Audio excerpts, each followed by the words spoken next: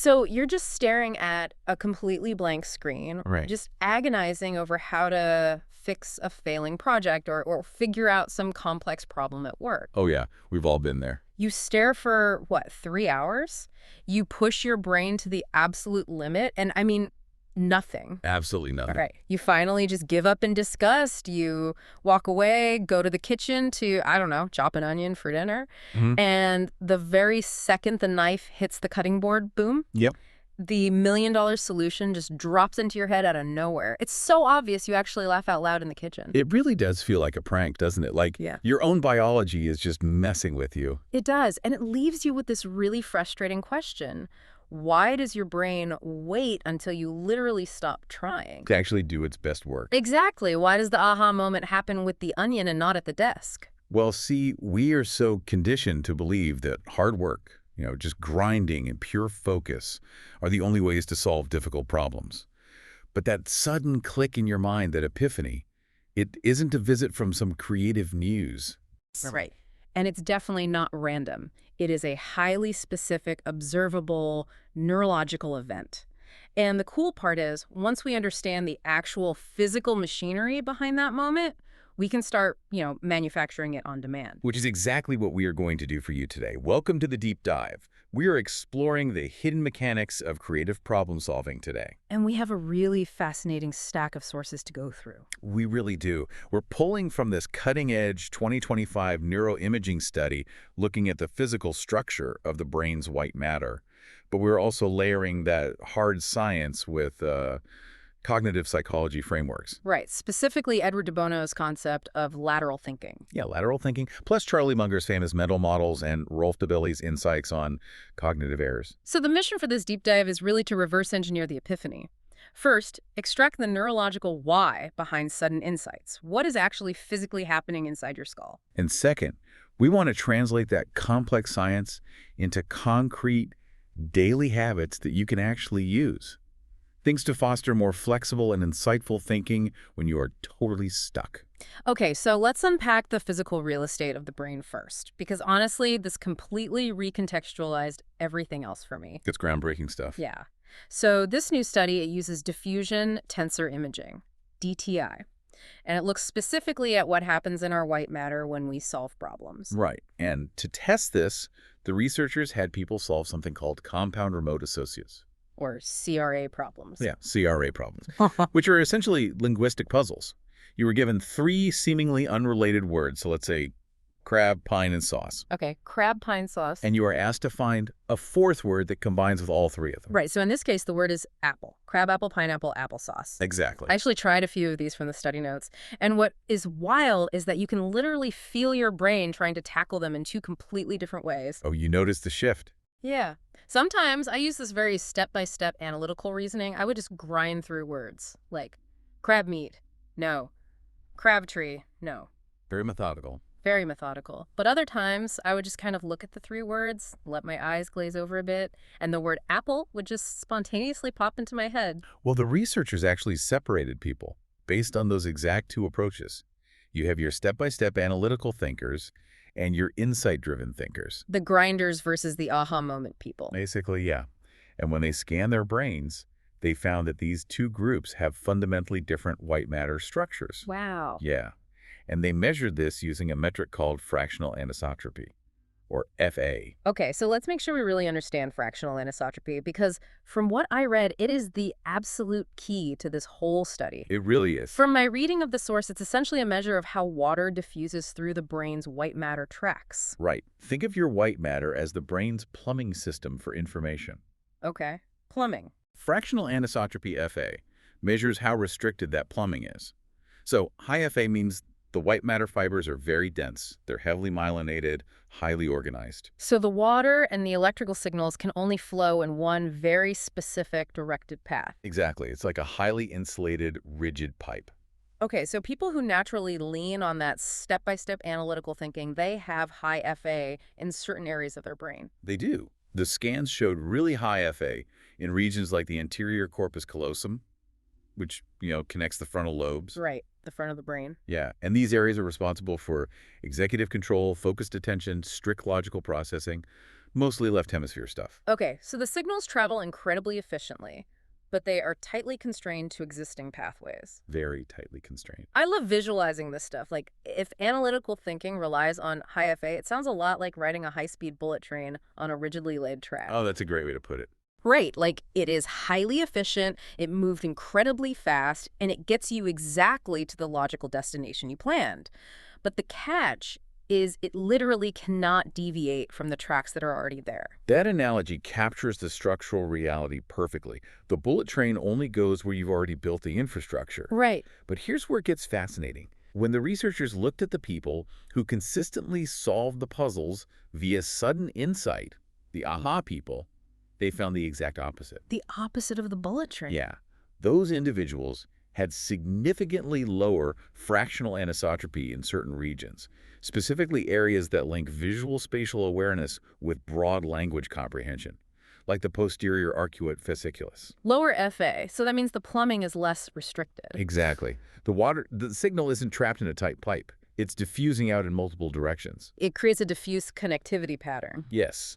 So if the analytical brain is that rigid bullet train, the insightful brain is more like wandering through a massive uncharted forest. Wandering without a map. Right. And think about it. If you have a specific destination in mind, wandering the forest is incredibly inefficient. You'd never get there on time. Right.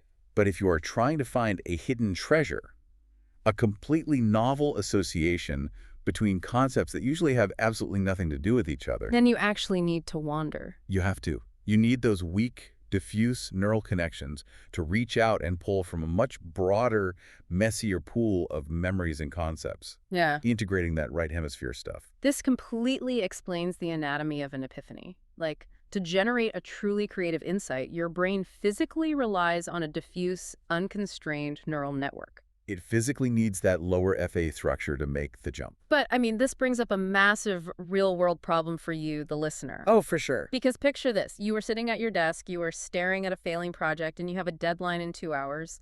You are trapped on that bullet train of logic, just trying to force an answer. Just staring at the screen. Yeah. How do you actually get off the train and step into the forest? Well, to answer that, we have to look away from the physical plumbing for a second and look at the brain's electrical rhythms. Okay, the electrical side. Because this directly addresses that frustration of staring at the screen. When you are staring and trying harder, you are intensely engaging that focused left hemisphere analytical network. The high FA tracks. Exactly. You are flooding your brain with the most obvious, literal interpretations of the problem. Which completely drowns out the subtle, weird connections that actually lead to insight. Right. It's too noisy. Huh. But the brain has a mechanism to fix this. It involves something called alpha band synchronization. Alpha waves, I've heard of those. Yeah, alpha waves. An increase in alpha waves essentially acts as a neural inhibitor.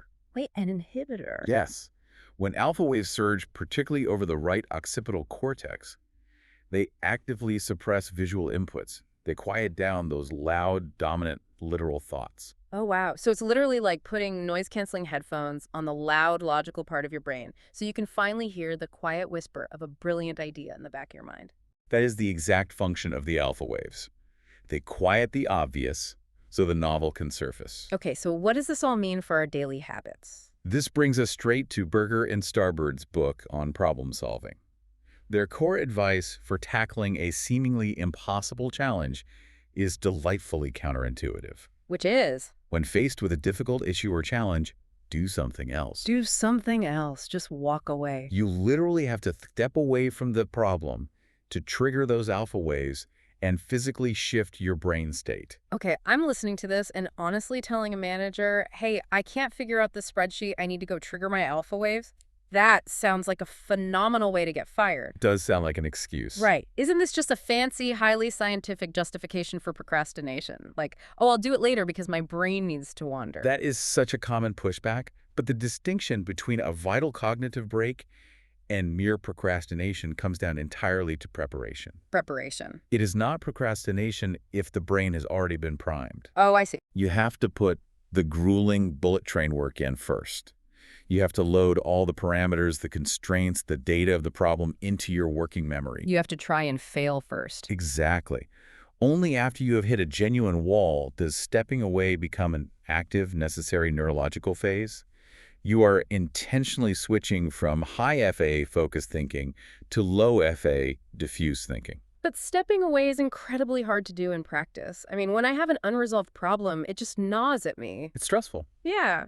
I can't just go for a walk and enjoy the breeze. My brain is agonizing over the email. I don't know how to write. Like, physically, I'm away from the desk, but mentally, I'm still trying to force the bullet train down the tracks. Rolf Dobelli actually addresses this perfectly. He brings in the Zeigarnik effect. The Zeigarnik effect. Yeah, it's a psychological principle. It states that uncompleted tasks stick in our memory much longer and much more intrusively than completed ones. Because our brains hate open loops. Exactly. Your brain hates open loops. So long as the task is unresolved, your prefrontal cortex, your working memory, is forced to hold on to it, which keeps those analytical networks highly active. So you literally can't relax. And Dobelli's solution to this is so simple, it almost feels like a trick. It really does. He says you just have to write the problem down. Just grab a notepad, note the exact status of the problem, and explicitly write down when and how you will return to it. And the mechanism behind why that works is crucial. By writing it down, you are essentially offloading the data to an external hard drive. You're getting it out of your head. Right. You are signaling to your executive function that the problem is safely stored. And that physically lowers your cognitive load. Oh, so your working memory is finally given permission to let go. Yes, which clears the mental stage for those alpha waves to synchronize, allowing the diffuse networks to finally start making remote associations in the background. Okay, so the formula is try hard, fail, write it down, close the laptop, and go chop the onion. That's the formula. But let's play devil's advocate. Let's say you are in a situation where you truly cannot walk away. You are in a brainstorming meeting with your boss, and you need a breakthrough right now. A high-pressure scenario. Yeah. How can you actively force your brain out of that rigid logic without leaving the room? This is where Edward de Bono's work becomes a complete superpower. Specifically, his concept of lateral thinking. Lateral thinking. Okay, break that down for us. De Bono categorized our standard default way of solving problems as vertical thinking. Vertical, like building a tower. Exactly. It's linear, sequential, highly analytical. You take the data you have and you build logical blocks upward one by The one. bullet train again. Right. Lateral thinking, on the other hand, is the deliberate disruption of that vertical process. It involves specific tools designed to force your brain to step sideways and look at the foundation itself. Okay, and one of my absolute favorite tools from the sources is called random entry. Oh, random entry is brilliant. It's so weird, but so effective. You are stuck on a problem, so you literally open a dictionary, point to a random noun, and force yourself to connect that random word to your project. Just force a bridge. Yeah.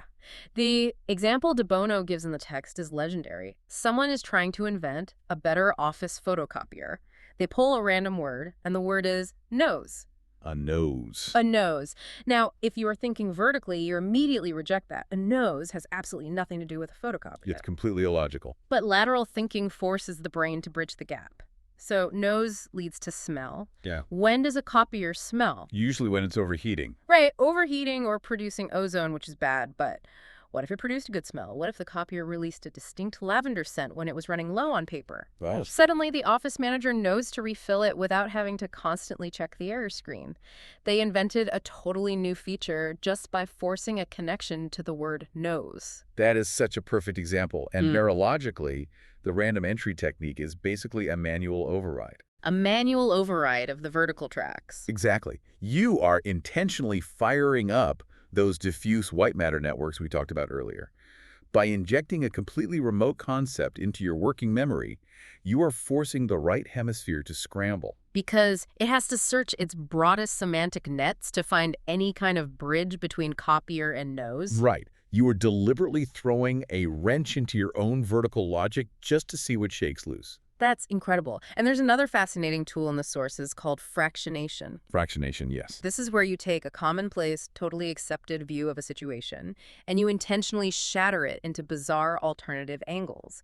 You aren't trying to solve the problem, you are just breaking the premise. Because the goal of fractionation is to escape the gravitational pull of the whole object. Yeah. You have to look at the parts in isolation. Let me try to give a practical example of this for the listener. Say you are trying to design a better coffee mug to keep drinks hot. Okay. Vertical thinking says, add thicker insulation to the walls of the mug. Standard logical progression. Right. But if you fractionate the mug, You break it into its core functions: holding liquid, providing a handle, and managing heat. Okay, you separate them. Yeah. What if you just remove the vessel entirely and focus on managing heat directly in the liquid? Suddenly, you aren't designing a mug anymore, you're designing a portable immersion heater or an electric kettle. Because you broke the assumption that a mug was the only way to hold hot liquid. Exactly. You step sideways. That is lateral thinking in action. You are welcoming uncertainty. See, vertical thinking rewards extreme depth of knowledge in one specific narrow area. Be the specialist. Right. But lateral thinking and insight in general rewards a breadth of knowledge. It relies on having a wide array of concepts available to combine in novel ways. I noticed another framework for this in the notes called reframing. This comes from systemic design principles. Reframing is so powerful. From what I understand, reframing is about using metaphors and analogies to resolve a completely different and often better problem than the one originally presented. Yes. The classic example of reframing involves a high-rise building. The tenants are constantly complaining that the elevator is way too slow. Okay, so vertical thinking tackles the stated problem. Make the elevator faster. Which requires upgrading the motor, changing the cables. It's incredibly expensive and difficult. Huge project.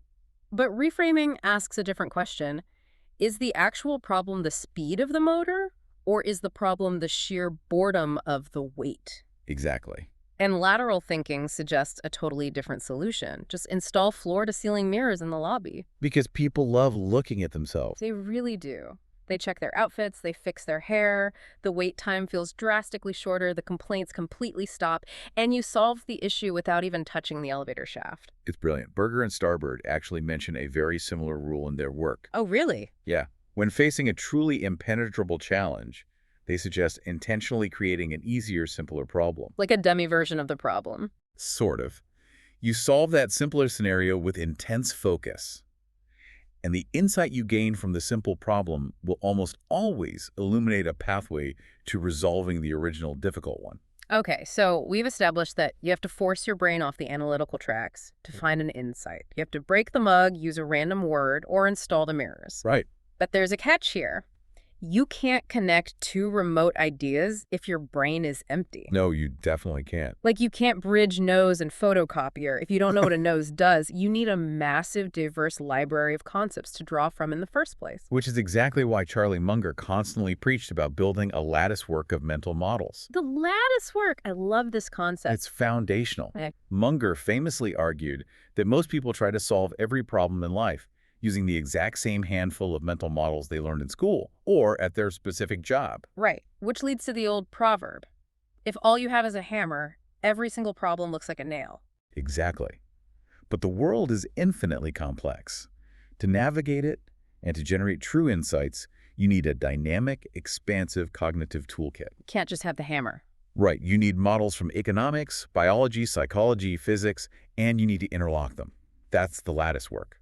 Rolf Dobelli echoes this heavily in his work. He talks about the huge danger of domain dependence. Oh, domain dependence is traps so many smart people fall into. It really is. It's our tendency to be completely blind to how a concept we learned in one context might perfectly solve a problem in a completely different context. Right. Dobelli actually took an entire year to deeply internalize the foundational ideas of a totally new field, biology. And he said it completely transformed his understanding of complex economic systems. That biology example he gives is profound. Think about it. A biologist understands the concept of a forest fire. Okay. While it's destructive in the short term, a fire clears out deadwood and returns nutrients to the soil so new seeds can grow. It's necessary. Right, it's a cycle. Now, an economist who has adopted that biological mental model looks at a severe market recession completely differently than an economist who only knows finance. Oh, I see. They don't just see it collapse. Exactly. They see a necessary clearing of inefficient companies that frees up capital for new innovation to sprout. It shifts their entire analytical framework. Okay, I hear that, but I have to offer some genuine pushback here. Sure, go for it. Taking an entire year to learn evolutionary biology just to be a slightly better economist sounds absolutely exhausting. It does take work. And frankly, it sounds inefficient. Why shouldn't we just trust the highly specialized experts? Like, if I have an economic problem, I'll hire an economist. If I have an environmental problem, I'll hire a biologist. Why do I, or the listener, need to be a jack of all trades? Dobelli tackles this exact question. And his answer is pretty sobering. He argues that experts are frequently overconfident when stepping even an inch outside their extremely narrow domain. Overconfident how? Well, more dangerously. Because they only have one set of specialized tools, they fall prey to severe cognitive errors when faced with unprecedented situations. Oh, because they've never seen it before. Right. They cannot spot black swans, those highly improbable, massive impact events, because they are staring too closely at the center of their own little domain. Wow. Okay, this perfectly tees up DeBelly's story about the 9/11 terrorism insurance, which is just a brilliant illustration of how even smart people get tricked if they don't have the right mental models installed. Yes. So Dovelli recounts how, shortly after the 9/11 attacks, he was looking for travel insurance. Right. He found a standard policy, but the company also offered a special terrorism cover add-on for an extra fee. Now, the standard policy already explicitly covered all possible incidents, which logically includes terrorism. Any incident is any incident. Exactly. But because the threat of terrorism was so emotionally salient, it was terrifyingly top of mind, his fast, intuitive brain bypassed his rational logic. He was actually willing to pay extra for a completely redundant policy. He was. The emotional weight of the word terrorism hijacked his logic. And this is exactly where having a diverse lattice work of mental models saves you. Because if he had a different model to rely on... Right. If Dobelli had instantly applied a mental model from basic mathematics specifically, subset and superset logic, Yeah. he would have immediately recognized that terrorism is just a subset of all incidents. Oh, man. Applying that cold mathematical framework to an emotional, real-world decision literally overrides the fear response. It proves that true creative problem-solving isn't just about raw intelligence. No, it's about having the right mental frameworks to catch your own blind spots. Exactly. If you only hyper-specialize, you are incredibly vulnerable. Synthesizing diverse fields is what actually protects your logic. When you build a broad repertoire of models, you train your brain to check the periphery. You learn to pay attention to what is absent rather than just what is directly in front of you. Which is the essence of insight. So we have covered the physical structure of white matter, the electrical power of alpha waves, tactics of lateral thinking, and the necessity of mental models. A lot of ground. It is. So let's synthesize all of this into concrete daily habits that you, the listener, can start using today. Let's break it down into 3 steps. Okay, let's do it. Habit number 1. When you hit a wall, do not just push harder. Right. Write the problem down in meticulous detail. Include exactly what you were stuck on and when you will revisit it. Because that triggers the Zeigarnik effect. Well, it resolves it, yeah. It signals your prefrontal cortex that the problem is stored safely, which lowers your cognitive load. And then physically walk away. Go chop an onion, take a shower, go for a walk. You are actively giving your brain permission to trigger those alpha waves, quiet the focused left hemisphere, and let your diffuse white matter networks do the heavy lifting in the background. Love it. Okay, habit number 2. If you're at your desk and absolutely cannot walk away, actively force a lateral jump. Deliberately disrupt your own step-by-step logic. Yeah. Pull a random word from a dictionary and force a connection to your project. Try to solve a much simpler, easier version of the problem first, or reframe the problem entirely. Ask yourself if the slow elevator is actually just a boring lobby. Exactly. Force your brain to look at the foundation, not just the bricks on top. And finally, habit number 3. Feed your diffuse network better raw materials. Spend a little time every single week reading completely outside your industry. If you work in marketing, read a book on astrophysics. If you are a software developer, study ancient history. You are building your Munger-style lattice work of mental models. As Dovelli notes, you do not have to be a born genius to have world-class insights. Expanding your mental models is entirely within your control. It completely is. It all comes down to giving your brain both the diverse ingredients it needs and the quiet space required to actually cook them. Beautifully said. Which brings me to a final, slightly provocative thought I want to leave you with. Oh, let's hear it. We live in a modern work culture that obsessively rewards high-focus, step-by-step efficiency. We are constantly praised for staying on the bullet train, for hitting inbox 0, and for staying locked onto the screen until the problem is ostensibly solved. It's the ultimate badge of honor right now. But if true, paradigm-shifting insight structurally requires a diffuse, wandering brain. Are we inadvertently starving ourselves of the very environment required to generate the ideas that actually change the world? That is a profound tension. We measure our productivity in output per hour. Right. But an insight that radically transforms an industry or saves a company millions of dollars that might look exactly like a person staring out a window doing absolutely nothing. How much brilliance are we losing just by trying to be perfectly productive? It's something to think about. It really is. So the next time you find yourself stuck, sweating, and frustrated by a problem that just won't budge, maybe the absolute most productive thing you can do is just turn around, walk away, and go for a walk in the forest. You might just stumble on the exact treasure you were looking for. Exactly. Thanks for joining us on this deep dive. We'll see you next time.